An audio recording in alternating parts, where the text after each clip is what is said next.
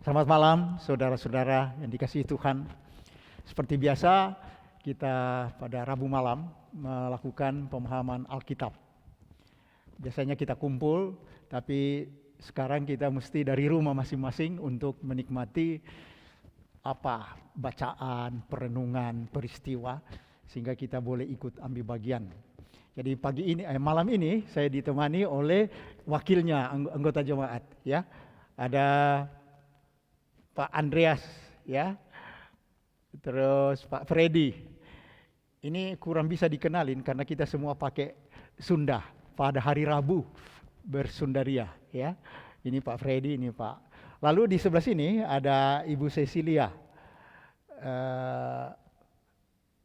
Dulu suka ngurusi kebaktian, sekarang ikut PA. Terus ini Ibu Ana, ya. Jadi 4 orang mewakili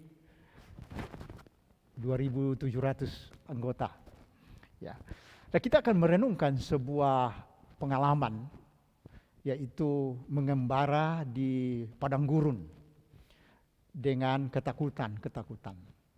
Tidak hanya padang gurun karena ganas, tapi karena dia dikejar juga supaya dibunuh. Nah, dunia kita sering juga disebut gurun dunia. Ya, gurun dunia, tempat kita bergumul dalam segala kesukarannya, perjuangannya. Kadang-kadang kita paham, kadang-kadang juga tidak. Dan kita harus hidup melulu di dalam perlindungan bagi Tuhan, kebaikan Tuhan. Seperti yang nanti kita nyanyikan, Tuhanlah batu perlindunganmu. Nah, dari situ juga kita ambil tema gunung batu keluputan, ya. Tapi sebelumnya saudara-saudara, mari kita bernyanyi, ya. KJ 440 ayat 1 dan 2, di badai topan dunia.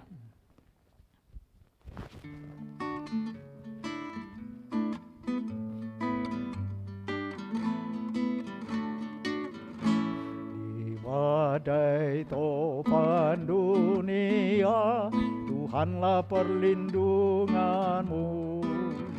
Kendati goncang semesta, Tuhanlah perlindunganmu. Ya Yesus, gunung batu di dunia, di dunia, di dunia. Ya Yesus, gunung batu di dunia, tempat berlindung yang teguh.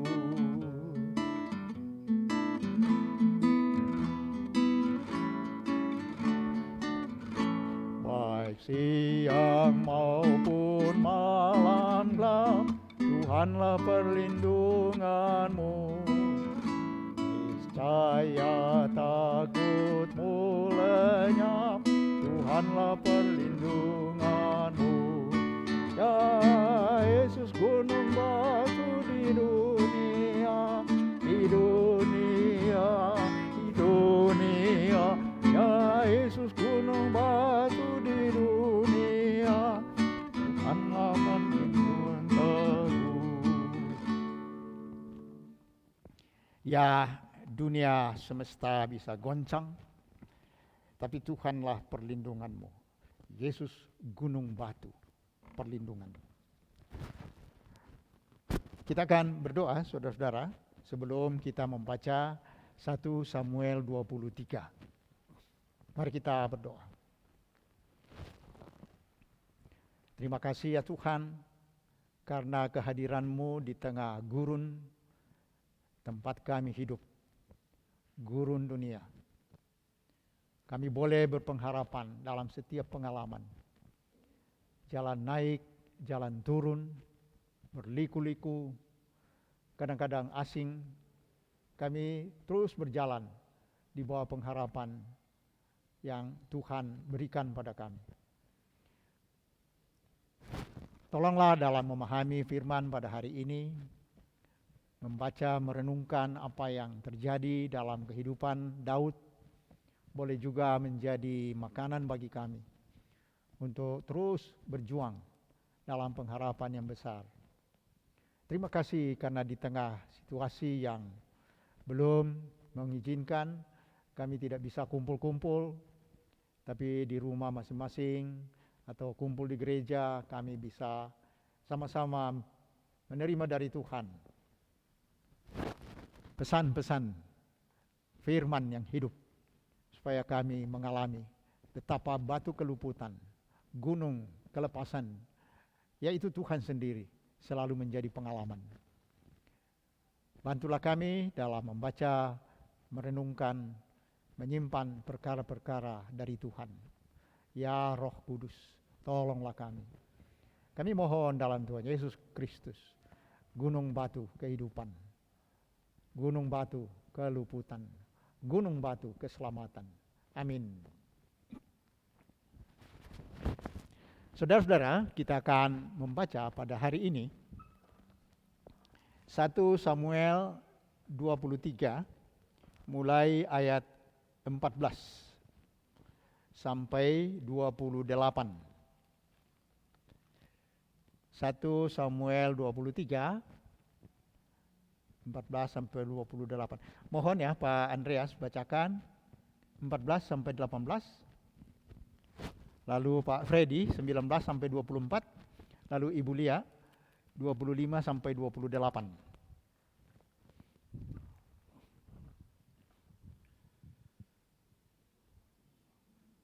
Maka Daud tinggal di padang gurun, di tempat-tempat pelindungan. Ia tinggal di pegunungan, di padang gurun Zif. Dan selama waktu itu Saul mencari dia, tetapi Allah tidak menyerahkan dia ke dalam tangannya. Daud takut karena Saul telah keluar dengan maksud mencabut nyawanya.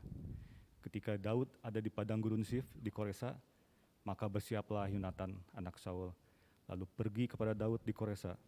Ia menguatkan kepercayaan Daud kepada Allah dan berkata kepadanya, "Janganlah takut, sebab tangan ayahku Saul tidak akan menangkap engkau.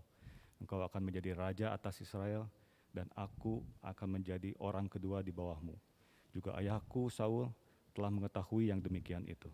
Kemudian kedua orang itu mengikat perjanjian di hadapan Tuhan, dan Daud tinggal di Koresa, tetapi Yonatan pulang ke rumahnya. Tetapi beberapa orang Zif pergi menghadap Saul di Gibea dan berkata, "Daud menyembunyikan diri dekat kami di kubu-kubu gunung dekat Koresa, di bukit Hakila, di sebelah selatan padang belantara. Oleh sebab itu, jika tuanku raja berkenan datang, silahkanlah datang. Tanggungan kamilah untuk menyerahkan dia ke dalam tangan raja."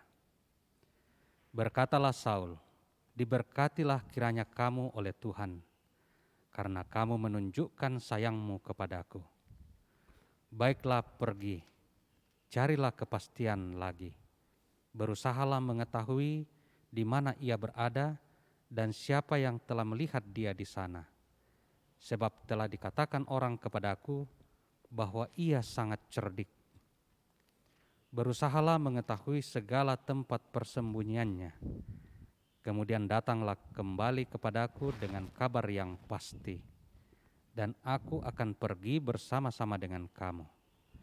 Sesungguhnya, jika ia ada di dalam negeri, maka aku akan meneliti dia di antara segala ribuan orang Yehuda." Lalu berkemaslah mereka pergi ke Zif, mendahului Saul. Daud dan orang-orangnya ada di padang gurun Maon, di dataran di sebelah selatan padang belantara. Ketika Saul dengan orang-orangnya pergi mencari Daud, diberitahukanlah hal itu kepada Daud. Lalu pergilah ia ke gunung batu dan tinggal di padang gurun Maon. Saul mendengar hal itu, lalu mengejar Daud di padang gurun Maon. Saul berjalan dari sisi gunung sebelah sini, dan Daud dengan orang-orangnya dari sisi gunung sebelah sana. Daud cepat-cepat mengelakkan Saul, tetapi Saul dengan orang-orangnya sudah hampir mengepung Daud serta orang-orangnya untuk menangkap mereka. Ketika seorang suruhan datang kepada Saul dengan pesan, "Segeralah undur, sebab orang Filistin telah menyerbu negeri." Maka berhentilah Saul mengejar Daud dan pergi menghadapi orang Filistin. Itulah sebabnya orang menyebut tempat itu Gunung Batu Keluputan. Iya, terima kasih. Gunung Batu Keluputan. Itu dari ayat terakhir ya. Orang menyebut tempat itu Gunung Batu Keluputan.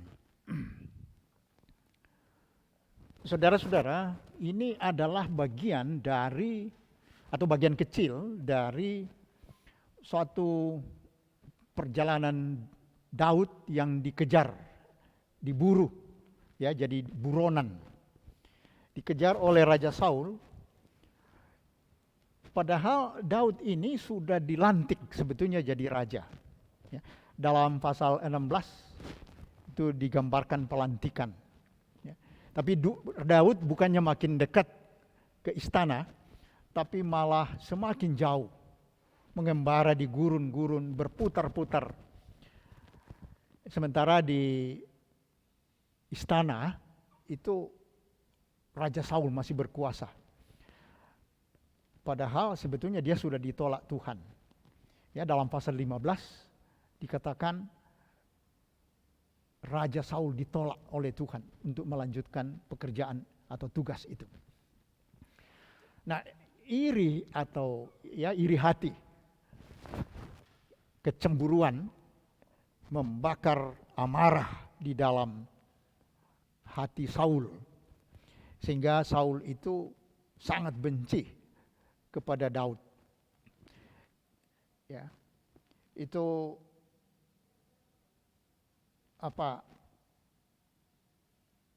kebencian menyala-nyala, memuncak. Ya, sehingga hanya satu tujuan kegiatan Saul. Daud harus habis. Daud harus dicabut nyawanya. Wah, kita melihat di sini ya, betapa amarah itu melahirkan rancangan-rancangan pembunuhan. Jadi dada Saul penuh dengan rancangan bunuh, habisi.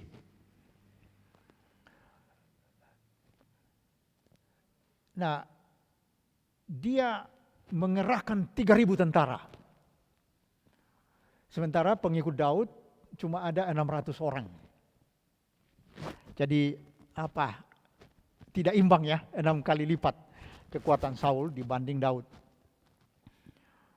Lalu Daud itu berpindah-pindah dari bukit ke bukit, bersembunyi di padang-padang, di belukar-belukar, di gua-gua, ya. Sehingga Daud itu menyamakan dirinya anjing mati atau kutu. Ya, kita bisa bayangkan ya, Daud ini seperti anjing mati. Gambarannya itu, yang sama sekali tidak ada nilainya. Ya, suatu penggambaran diri yang rendah sekali, dibegitukan. Ya.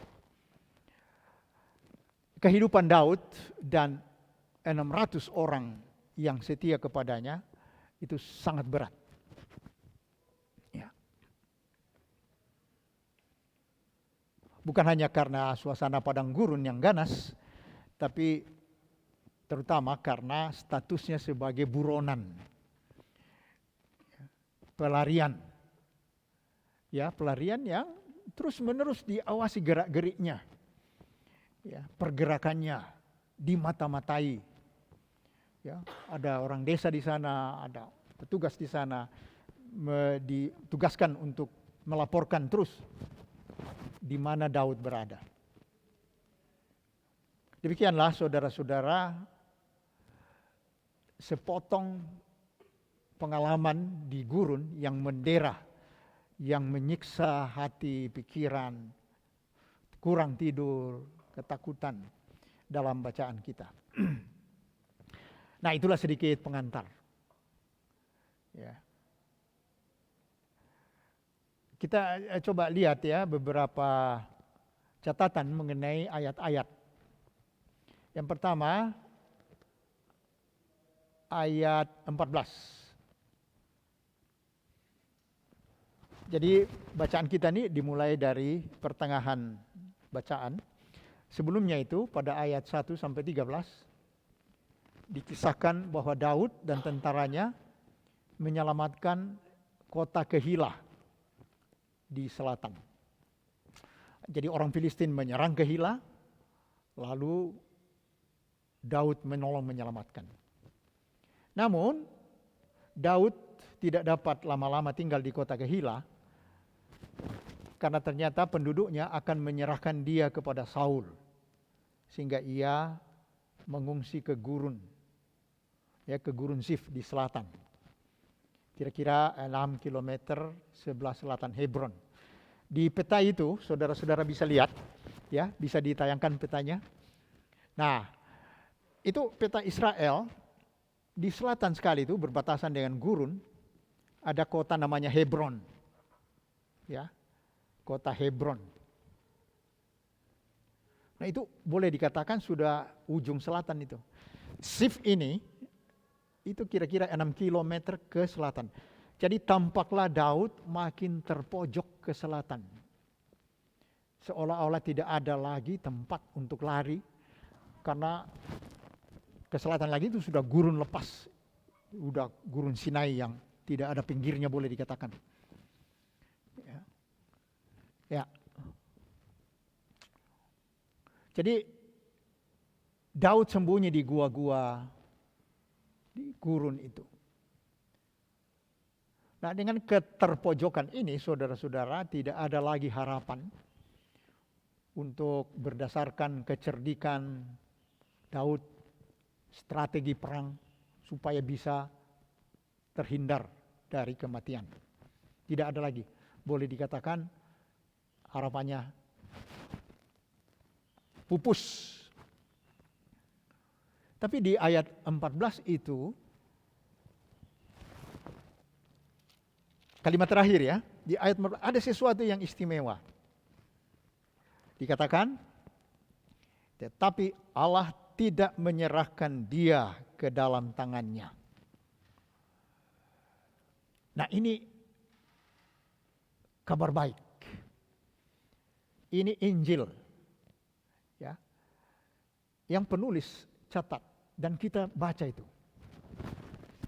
Bahwa di tengah perburuan itu Daud tidak akan diserahkan Allah.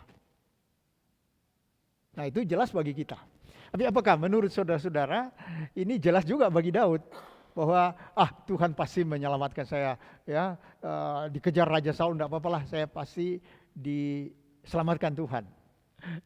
Kira-kira bagaimana menurut saudara-saudara?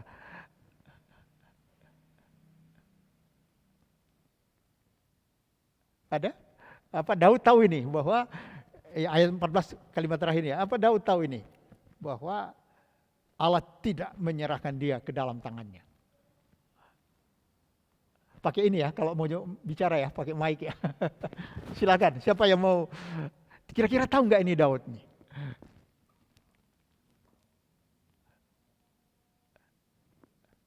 Ayah? Ya, silakan. Mungkin saya akan coba. Kayak ini hidup enggak? Saya akan coba mengenai ini ayat 14. Menurut pendapat saya, Daud tidak tahu bahwa Tuhan akan menyelamatkan dia. Karena Tuhan sudah tahu bahwa Daud adalah orang yang terpilih. Jadi akan selalu menjaga kehidupannya Daud gitu. Itu menurut Jadi penulis tahu, diberitahukan ke kita, tapi Daud sendiri nggak tahu. Tapi Tuhan juga tahu bahwa ini orang yang perlu dijaga gitu ya. Iya. Saya pikir begitu. Daud tidak tahu ayat 14 kalimat terakhir ini. Sebab ayat 15 dikatakan Daud takut.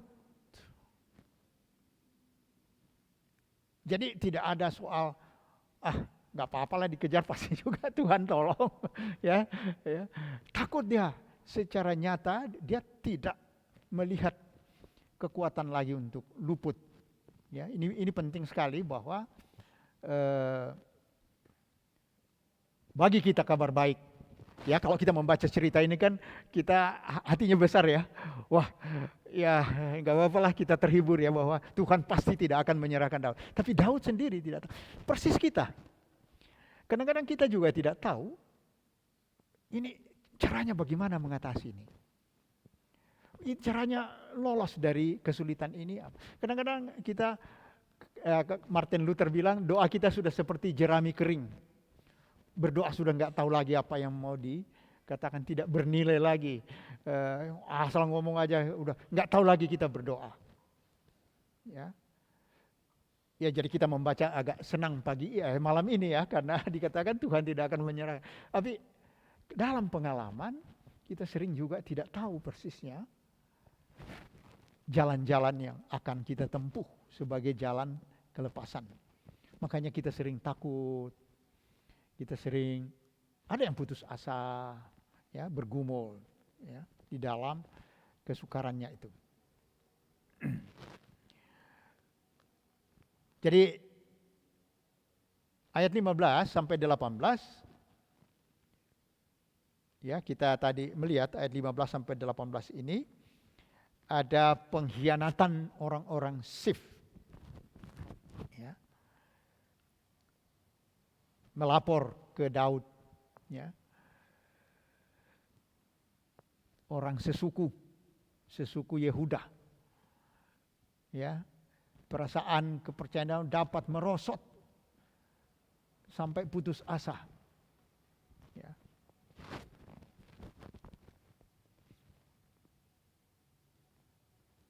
Dikatakan Daud takut karena Saul telah keluar dengan maksud mencabut nyawanya. Ya. Maka itu datang untuk mengejar Daud. Ya. Ada 3.000 tentara yang dikerahkan untuk itu.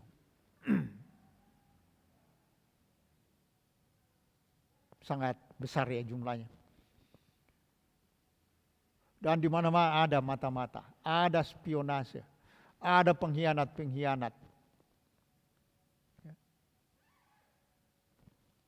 Namun aneh, cukup lama Daud dikejar tapi tidak bisa ditangkap. Ya, tidak dapat menemukan dan menangkap dia. Padahal sudah lama mengembara di gurun-gurun. Ini kenapa kok susah sekali menangkap Daud di gurun, 3.000 tentara dikerahkan. Kok di sini dicatat bahwa Saul tidak bisa ditangkap, maka dia bersiap untuk ke Koresa, Sif, untuk menangkap laut. Sampai sana Daud sudah tidak ada. Sampai di sana Daud sudah hilang. Sampai dikatakan, kira-kira mengapa kok susah sekali menangkap Daud?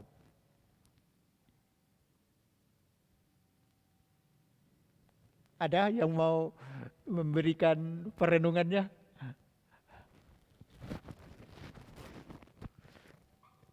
Ya, kalau ada silakan. Ya, karena mungkin ya Tuhan mau kan Daud udah diurapi sama Tuhan, dia itu udah orang pilihan Tuhan, jadi Tuhan pasti ngejagain sebenarnya, tapi mungkin Daudnya nggak sadar gitu. Ya, ya. Jadi saya pikir itu penting sekali, bahwa meskipun ya seperti kita lihat tadi, dia tidak tahu nih seperti apa akhir dari drama ini, tapi toh dia sudah dilantik. Itu dari sisi kerohanian, ini kan orangku, ya, jadi kemana-mana dia. Juga bisa dilihat dari sisi manusiawi belaka bahwa ini kan Daud ini ahli perang, ahli strategi ya. Jadi dia juga pasti membuat mata-mata kontra intelijen raja. Jadi raja punya intelijen di mana-mana, Daud juga punya cara-cara untuk menangkal intelijen negara, raja. Sehingga dia sendiri mungkin 600 orang ini ada yang sangat piawai, lalu ditugaskan untuk melihat gerak-gerik dari pengikut raja. Kemungkinan begitu. Jadi kita melihat di sini Daud masih bisa bergerak ke sini, ke sana sampai di titik ini. Ya.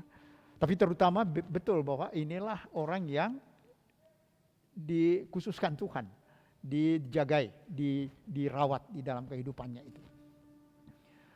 Nah, yang menarik saudara-saudara di dalam ayat 15 sampai 18 ini adalah datangnya Yonatan untuk menghubungi Daud. Ya. 3.000 tentara tidak bisa menemukan Daud, tapi satu Yonatan itu bisa menemukan tempat Daud. Dan dalam ayat 17, ya, tolong ya, Ibu Ana ya, bacakan lagi ayat 17, datang kepada Daud dan berkata, ayat 17,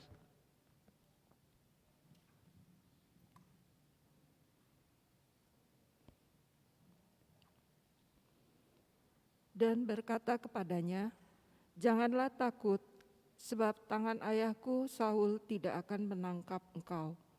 Engkau akan menjadi raja atas Israel, dan aku akan menjadi orang kedua di bawahmu. Juga ayahku Saul tidak telah mengetahui yang demikian itu." ya, terima kasih. Nah, di sini baru tahu.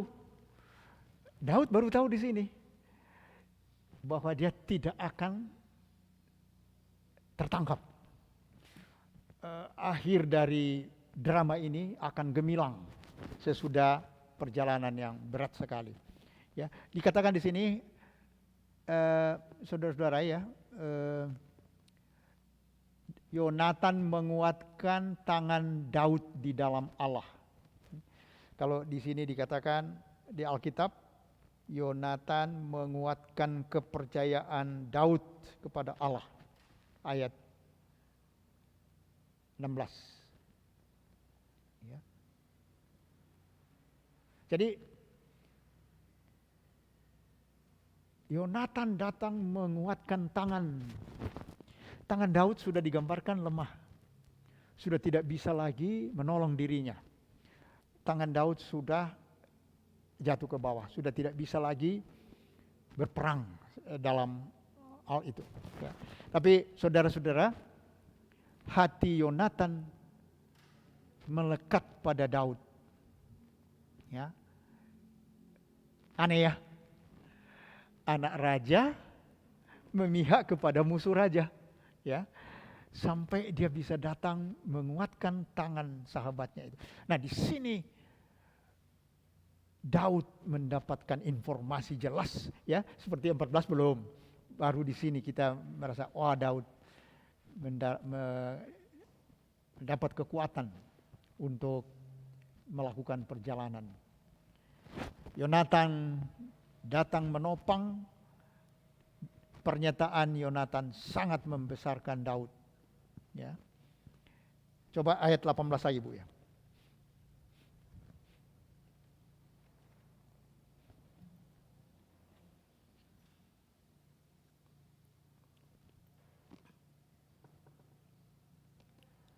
Kemudian kedua orang itu mengikat perjanjian di hadapan Tuhan, dan Daud tinggal di Koresa, tetapi Yonatan pulang ke rumahnya. Ya, terima kasih. Dikatakan kedua orang itu mengikat perjanjian. Tapi kita tidak diberitahu apa isi perjanjian itu. Ya. Dikatakan sesudah melakukan perjanjian, Daud tinggal di gurun-gurun itu, di Koresa itu, dan Yonatan pulang ke rumahnya. Itulah perpisahan, dan itulah terakhir mereka ketemu. Ya, jadi sahabat terpisah dalam situasi itu. Tapi yang menarik, karena dia bilang, jangan takut, engkau akan menjadi raja. Bapak saya juga sudah tahu itu. Ya. Dan saya akan menjadi wakilmu. Saya akan menjadi orang kedua. Ya. Saudara-saudara, Jadi kabar baik dari Yonatan adalah perjalanan berat yang menakutkan ini akan berakhir pada suasana gemilang, ya. Tapi mengharukan bahwa Yonatan sebetulnya tidak pernah jadi orang kedua, tidak pernah jadi wakil raja. Sebab di dalam pasal 31 diceritakan bahwa Daud gugur dalam perang melawan Filistin. Nah, ini membuktikan bahwa Yonatan betul-betul tidak tahu apa yang akan terjadi atas dirinya, akan menimpa dia. Ya.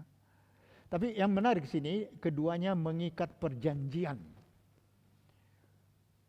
Sayang ya, kita tidak diberitahu.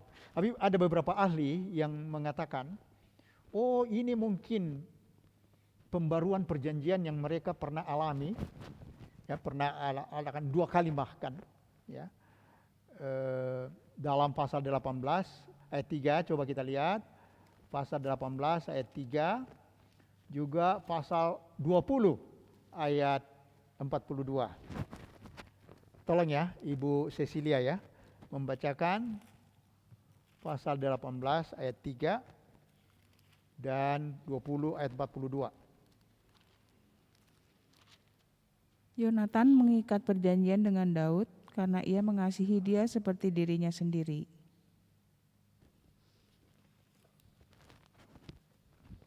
Kemudian berkatalah Yonatan kepada Daud, "Pergilah dengan selamat. Bukankah kita berdua telah bersumpah demi nama Tuhan demikian? Tuhan akan ada di antara aku dan engkau serta di antara keturunanku dan keturunanmu sampai selamanya."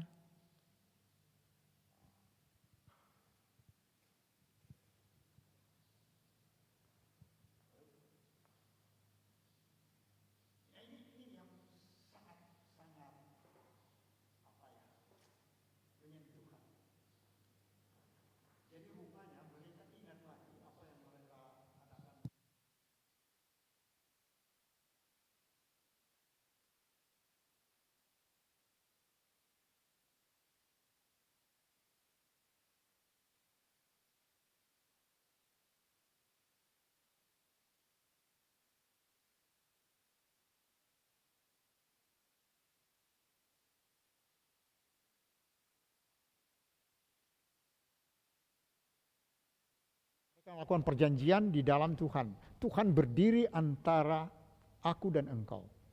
Jadi kalau salah satu dari mereka ini ingkar, misalnya Yonatan ingkar, mundur dari menyayangi Daud, berarti dia menjauh dari Tuhan. Ya. Sebaliknya kalau Daud yang mundur, tidak ingat lagi Yonatan, dia berarti menjauh dari Tuhan lebih dulu. Nah, begitu kuat perjanjian antara Yonatan dan Daud. Ya. Itulah sebabnya sangat mengharukan bahwa penilaian Yonatan terhadap situasi itu, dia harus memihak Daud. Ya, melihat, wah ini ada kebencian, ini ada kejahatan, rancangan-rancangan jahat pada ayah ini, tidak bisa. Bahkan pernah digambarkan mereka bertengkar di meja makan antara bapak dan anak karena Saul ini sangat punya rancangan yang tidak baik. Jadi Daud punya penilaian. Nah, setelah itu saudara-saudara dikatakan Yonatan kembali ke rumahnya, Daud meneruskan perjalanan di gurun selaku buronan. Namun hatinya, tangannya sudah dikuatkan di dalam Allah. Nah, itulah pertemuan terakhir kedua sahabat ini.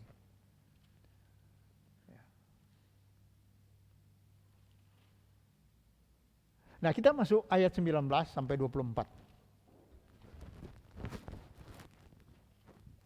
Atau sebelumnya ada nggak yang mau disampaikan atau tanyakan pada ini sebelum kita masuk bagian terakhir?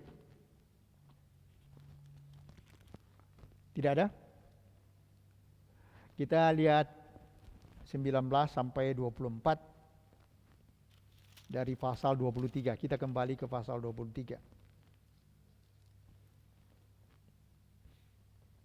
Nah, kita lihat di sini saudara-saudara, keberadaan Daud dipastikan lokasinya, situasi pasukannya dikepung rapat oleh kekuatan lawan yang 6 kali lebih besar. Digambarkan kedua pasukan itu hanya terpisah oleh sebuah gunung. Ya. Di ayat yang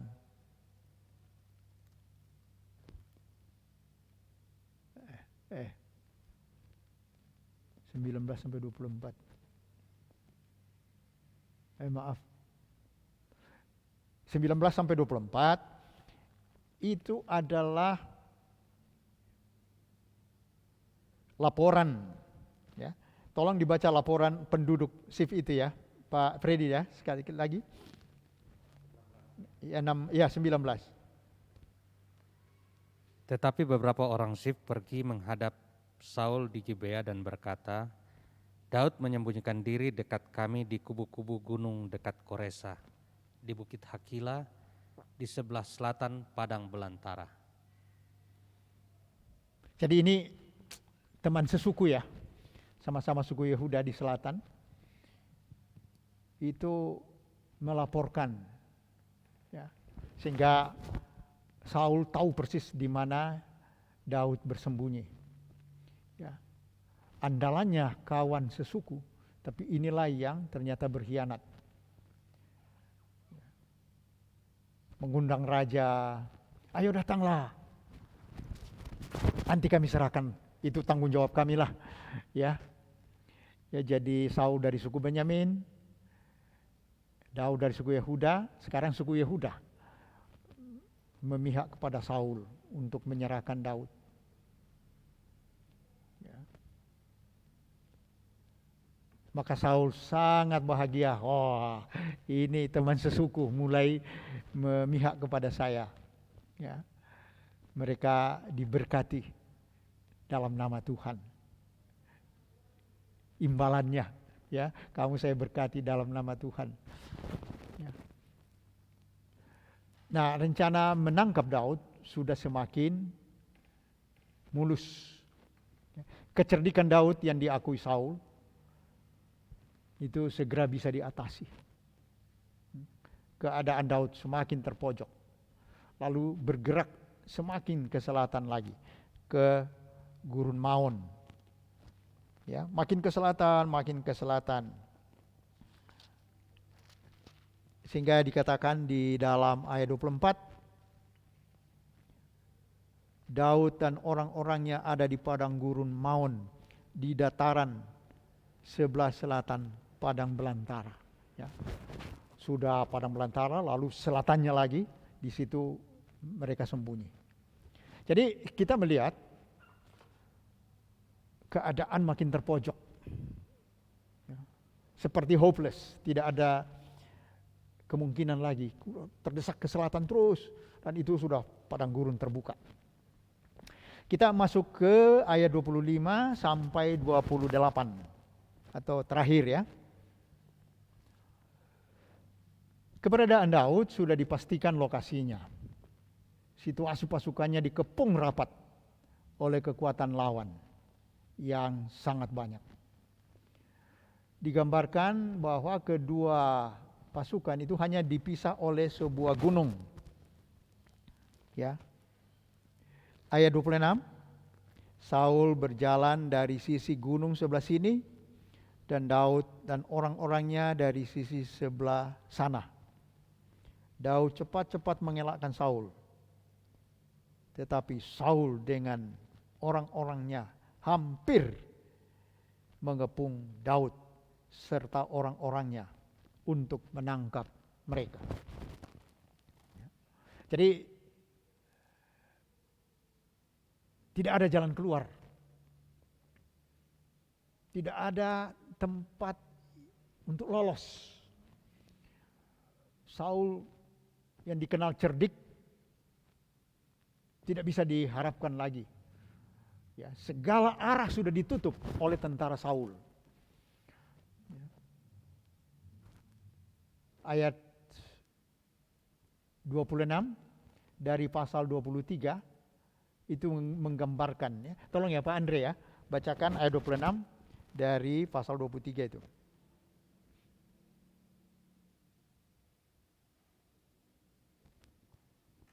Oh, tadi saya sudah baca itu malah ya. Iya, iya. 22 aja, 22.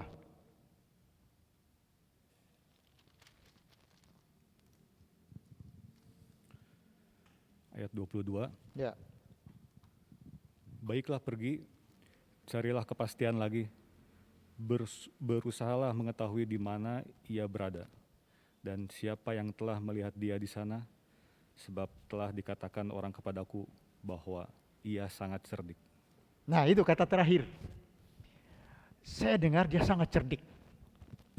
Tapi kita kembali ke ayat 26, kecerdikan itu sudah tidak bisa menolong lagi. Karena 3.000 tentara sedang menutup jalan, tempat untuk lari. Ya.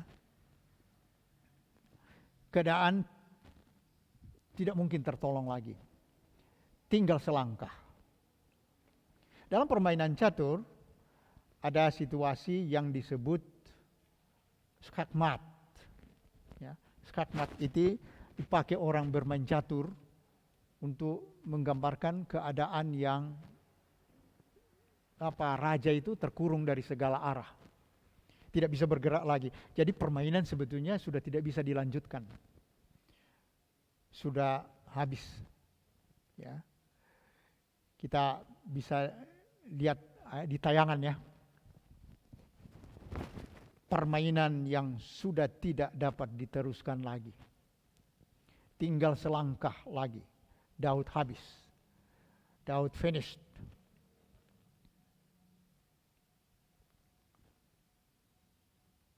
Kebayang ya saudara-saudara ya.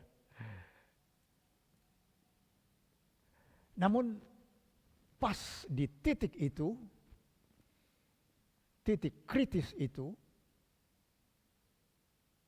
kabar serangan bangsa Filistin datang kepada Saul. Ya, jadi pas titik tidak ada jalan keluar. Sudah finish kita. Skakmat. Nah, pas di titik itulah ada kabar bahwa bangsa Filistin menyerang Israel. Sehingga dikatakan bahwa Saul langsung mundur dari perang saudara itu untuk melawan Filistin. Ya. Kalau Saul terus melakukan perang dengan Daud, maka tentara Israel akan lemah menghadapi tentara Filistin. Jadi makanya di sini keputusan Saul adalah tinggalkan perang saudara. Menghadapi lawan dari luar negeri, Filistin. Ya. Nah, kejadian ini saudara-saudara menjadi kejadian yang tidak masuk hitungan Saul. Tidak masuk hitungan Daud. Tidak masuk di dalam perkiraan perang. Dalam pengaturan strategi. Yaitu apa yang disebut batu keluputan. Ya. Tiba-tiba saja Saul meninggalkan medan perang dan Daud terluput. Sehingga kita melihat di situ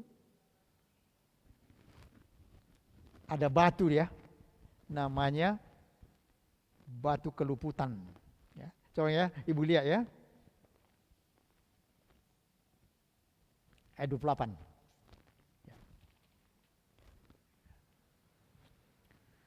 Maka berhentilah Saul mengejar Daud dan pergi menghadapi orang Filistin. Itulah sebabnya orang menyebut tempat itu Gunung Batu Keluputan. Ya, Gunung Batu Keluputan. Ya.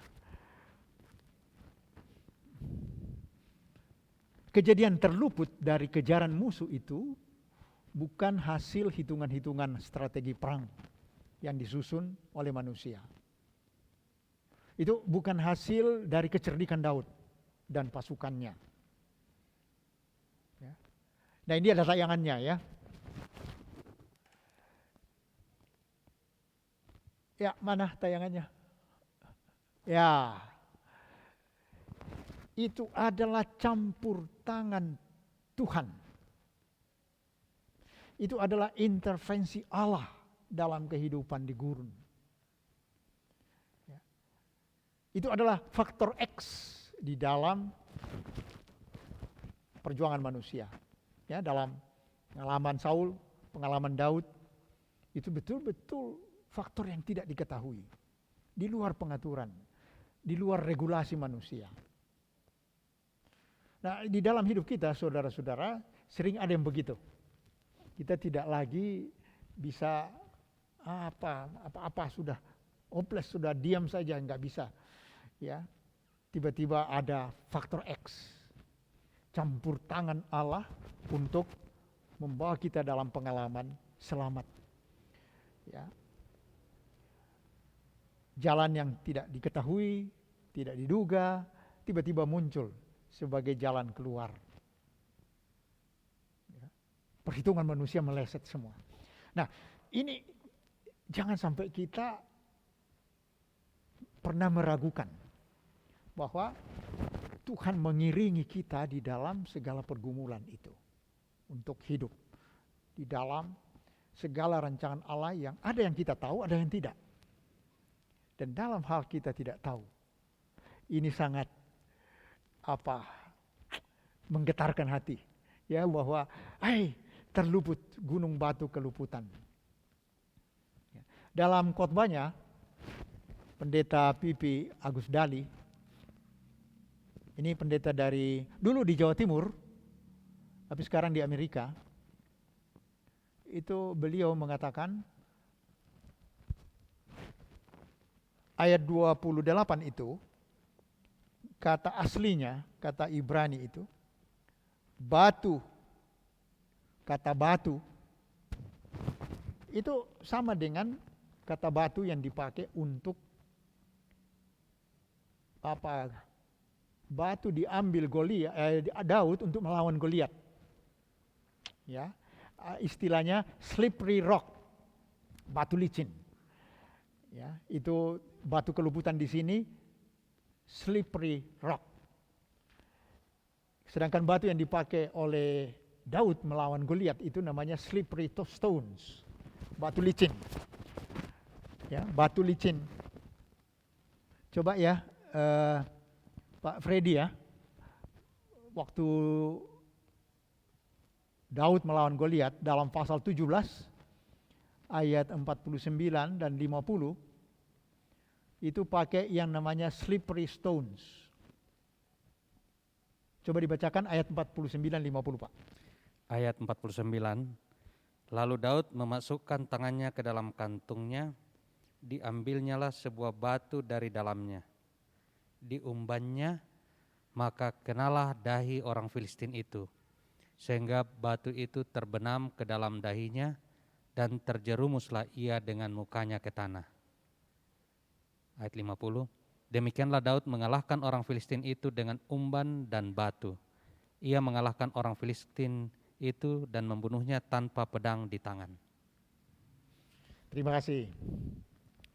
Jadi Pendeta Pipi ini tertarik kepada istilah batu licin, slippery rock, tempat Tuhan meluputkan Daud dari kekuatan yang luar biasa besarnya. Dan dalam kejadian atau peristiwa pasal 17 menghadapi Goliat, itu seluruh perkiraan yang hadir waktu itu, pasukan Filistin, pasukan Israel, pasti Goliat menang. Dia pengalaman, badannya besar, ini remaja kecil, tidak punya pengalaman.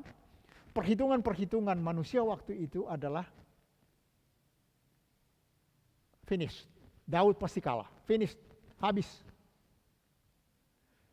Tapi kemudian dia mengambil slippery stones, batu licin.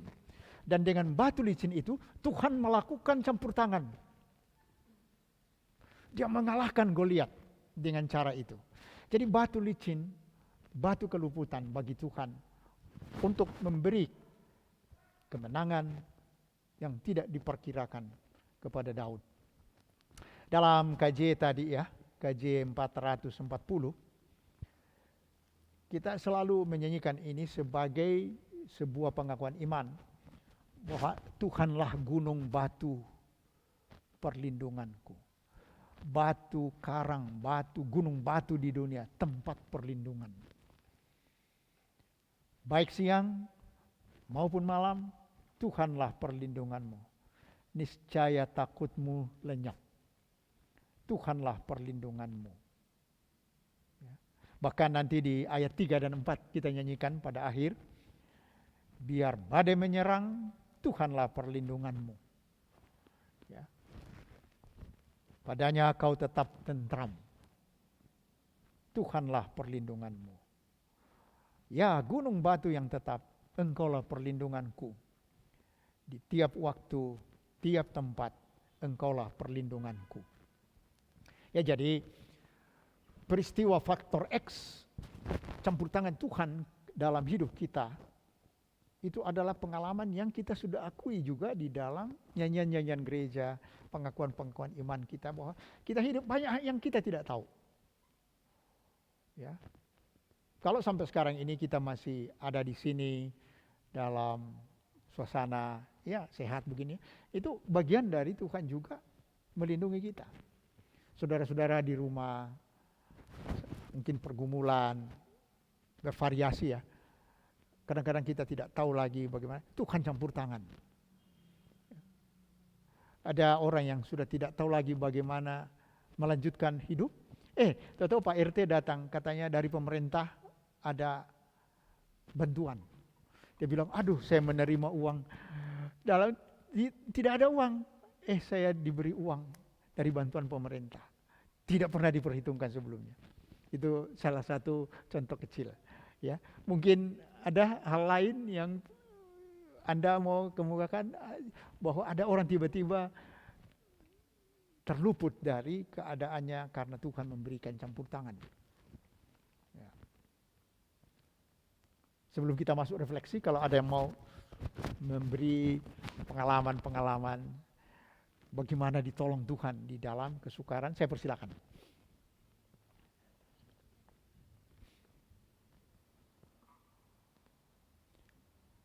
Ya.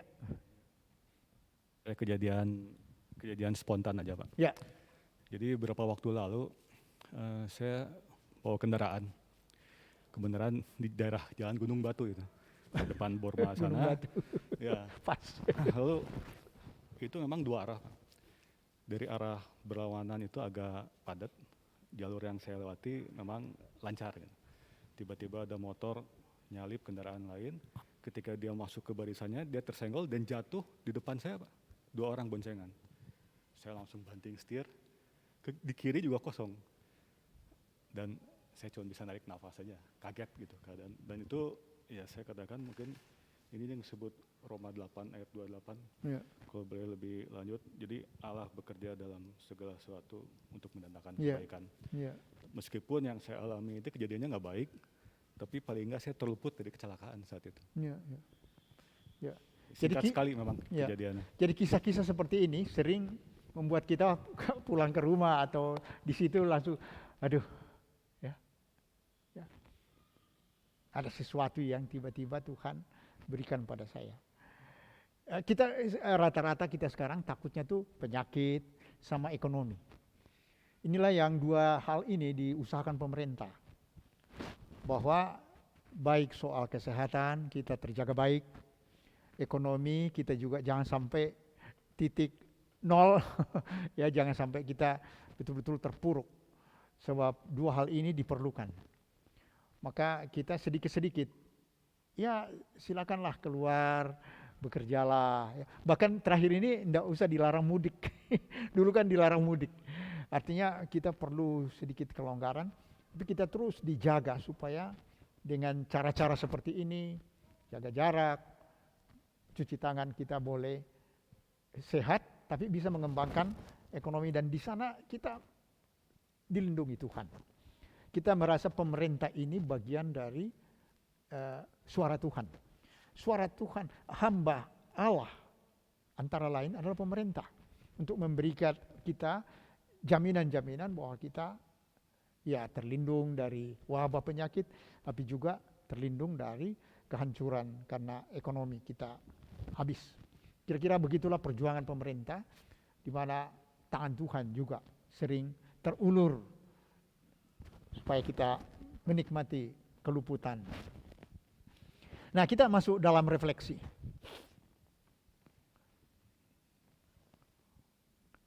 Kehidupan kita sering seperti kehidupan di gurun yang dialami Daud. Ya, dan orang-orang yang setia mengikutinya ada 600 orang, cukup banyak. Ya. Ya, ini ada tayangannya ini ya. Jadi kehidupan kita dikelilingi, dikepung oleh kekuatan yang mengancam. Dengan tangan dan kekuatan berpikir kita sendiri sering tidak mampu lagi mengatasi masalah atau memikirkan jalan keluarnya. Namun campur tangan Tuhan jangan pernah diragukan, jangan pernah dilupakan. Apa saja Tuhan dapat pergunakan untuk memberi keluputan dan kemenangan dalam perjuangan hidup. Dalam Roma 8 ayat 28, aktivitas Tuhan itu digambarkan. Apa saja bisa dia pakai. Ya. Tolong ya Ibu Ana ya, membacakan Roma 8 ayat 28.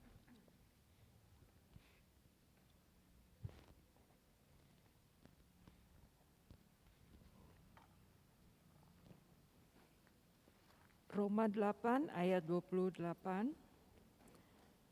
Kita tahu sekarang bahwa Allah turut bekerja dalam segala sesuatu untuk mendatangkan kebaikan bagi mereka yang mengasihi Dia, yaitu bagi mereka yang terpanggil sesuai dengan rencana Allah. Terima kasih. Jadi ya Tuhan itu bisa bekerja melalui apa saja. Ya, kalau kita lihat campur tangan Tuhan dalam peristiwa Saul Daud ini, ya serangan Filistin bisa dipakai oleh Tuhan. Yonatan bisa dipakai. Ya, dan situasi itu berubah. Pemerintah dalam keadaan banyak orang yang sudah betul-betul tidak bisa lagi bergerak. Pemerintah datang. Ada banyak sekali dana yang dipakai untuk menolong keadaan yang sangat terpuruk ini. Ya. Dikatakan Allah bekerja dalam segala sesuatu untuk kebaikan. Siapa? Orang-orang yang mengasihinya. Ya, jadi Daud itu terkenal mengasihi Tuhan. Ya, dengan segala kelemahannya tentu. Lalu Daud menerima kebaikan Allah lewat cara ini. Ya. Kita masing-masing ya, mungkin masih ingat batu keluputan ya. Tiap rumah tangga itu punya batu-batu keluputan dialami benar-benar di luar pengaturan-pengaturan kita. Ya. Atau yang hadir di sini mau bercerita mengenai saya mengalami ini, saya mengalami itu. Ya, saya persilahkan. Ya, silakan. Ya, kembali dengan teks atau tema hari ini ya. Misalnya masalah COVID ini satu sisi memang jadi wabah. Tapi di sisi lain saya mengalami bahwa ini satu anugerah juga karena bisa dekat dengan keluarga ya. Terutama anak saya yang kecil itu kan sempat agak jauh karena paling ketemu Sabtu Minggu. Tapi di balik kesulitan itu penyakit, tapi justru dengan berada di rumah kami menjadi sangat dekat gitu. Di balik COVID ada anugerah tersendiri yang diberikan Tuhan kepada kami. Mungkin itu. Iya. Ini banyak loh orang yang mengalami itu. Bahwa ini istilahnya blessing disguise. Ya, jadi berkat yang datang melalui cara yang tidak tersamar lah. Tidak diketahui. Caranya tersamar. Ini kan semuanya dilihat sebagai bencana. Tapi ternyata di balik itu ada butir-butir emas, butir-butir rohani yang dinikmati orang. Seperti tadi. Anak sudah karena kerja berjarak Jakarta Bandung, bisa dengan ini dipulihkan. Ya, ada juga yang suami istri jarang, satu di Kalimantan 2 minggu, dua minggu baru balik lagi ke sini, ya dipulihkan. Ya, jadi bagus kalau kita melihat ada terang di tengah kegelapan seperti itu. Mungkin ada lain? Silakan. Ya, Ibu Cecilia, silakan. Kalau saya sih lebih seringnya merasakannya gini, misalnya terutama dalam pekerjaan sehari-hari. Misalnya saya ngarepin dapat pertolongannya dari siapa, dari A gitu, tapi ternyata yang nolong C gitu. Nah itu yang saya suka nggak di luar bayangan saya. Oh ternyata yang saya tuh harusnya bukan minta tolong sama itu, ternyata Tuhan tuh ngaturnya saya dapat pertolongannya dari orang yang lain. Nah itu yang suka saya rasain tuh gitu. Jadi apa yang kita pikirkan harusnya saya dari situ, ternyata Tuhan bukan nyuruh orang itu yang nolong saya, tapi orang lain gitu yang nolong saya. Nah bisa seringnya sih begitu yang saya alami gitu. Jadi sangat terperangai ya. Nah ini yang disebut. Nah itu jadi saya juga, oh ternyata Tuhan mau menolong saya itu lewat dia gitu, bukan orang lewat yang ini. Jadi yang suka bingung tuh gitu. Heran. Jadi yang tapi di situ saya juga tetap bisa merasakan pertolongan Tuhan, tapi lewat siapapun gitu. Jadi yang tidak kita duga gitu. Ini contoh konkret mengenai Allah bekerja dalam segala sesuatu untuk mendatangkan kebaikan. Nah, ini menarik sekali. Baik orang ataupun peristiwa sering menjadi pengalaman yang mengagetkan. Ya, ada lagi? Ya, kalau tidak ada, kita terkagum-kagum bagaimana Tuhan bekerja dalam situasi ini. Nah ini kita berdoa terus supaya pemerintah, masyarakat kerjasama bahwa kita semua mengalami batu-batu keluputan. Yaitu batu yang dipakai Tuhan untuk menolong kita supaya tidak kalah, tidak terkapar di dalam perjuangan ini. Tapi terus berjalan karena Tuhan mendatangkan kebaikan dengan cara apa saja. Mari kita terus dalam perjuangan iman seperti dalam nyanyian tadi 440 ayat yang ketiga dan 4. Badai menyerang, Tuhan perlindunganmu. Tuhan perlindunganmu, padanya kau tetap tentram. Ya. Mari kita berdoa sebelum menyanyi.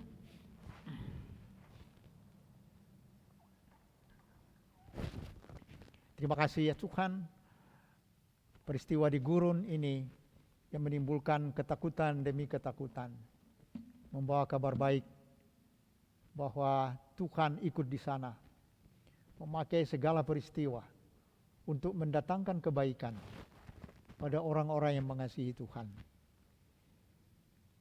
Ada perhitungan manusia yang meleset, tidak terduga, dan telah diisi Tuhan dengan campur tangan yang melampaui pikiran-pikiran, membuat kami terheran-heran bahwa Tuhan bekerja dalam segala sesuatu dengan cara apapun untuk mengaruniakan rahmat kebaikan bagi kami.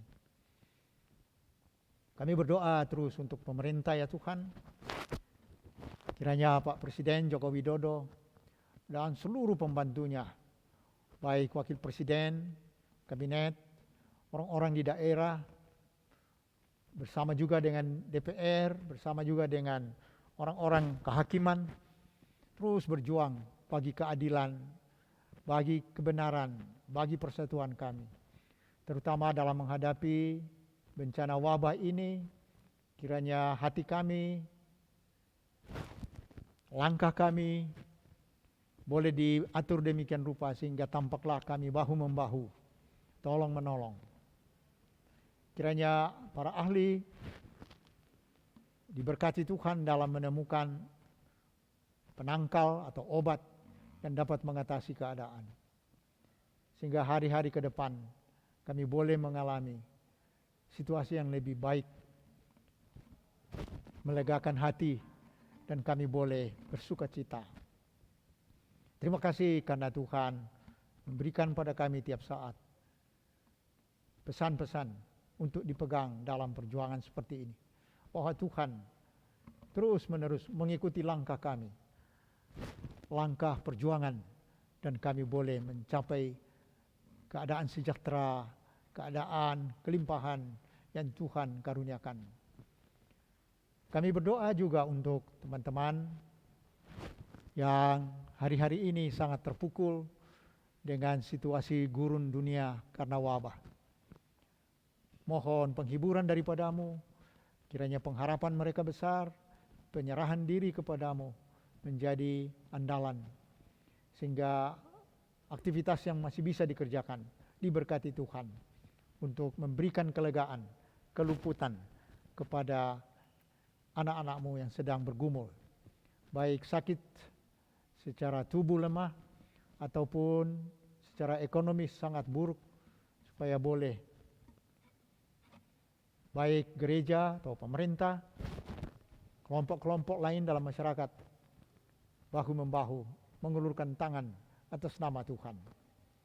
Berkatilah seluruh upaya gereja mengambil bagian di dalam perjuangan hari-hari ini.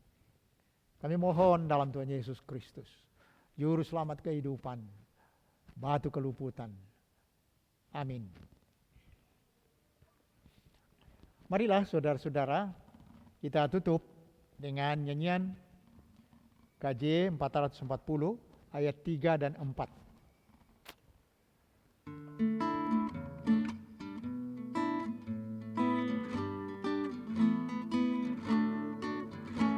Dan biar badai menyerang, Tuhanlah perlindunganmu.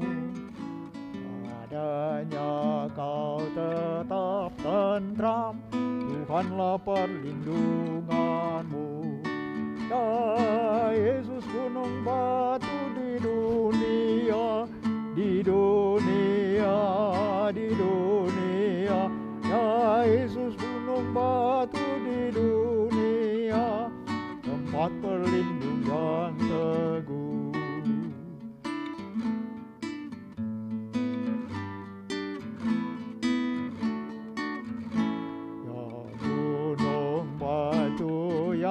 Tetap Engkaulah perlindunganku di tiap waktu dan tempat.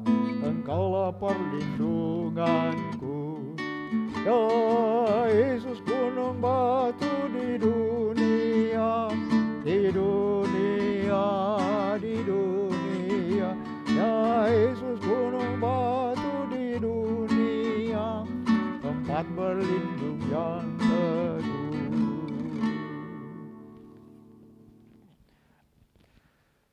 Sampai sekian PA kita, dan selamat malam, dan Tuhan memberkati saudara-saudara sekalian dalam perjuangan hidup ke depan. Selamat malam.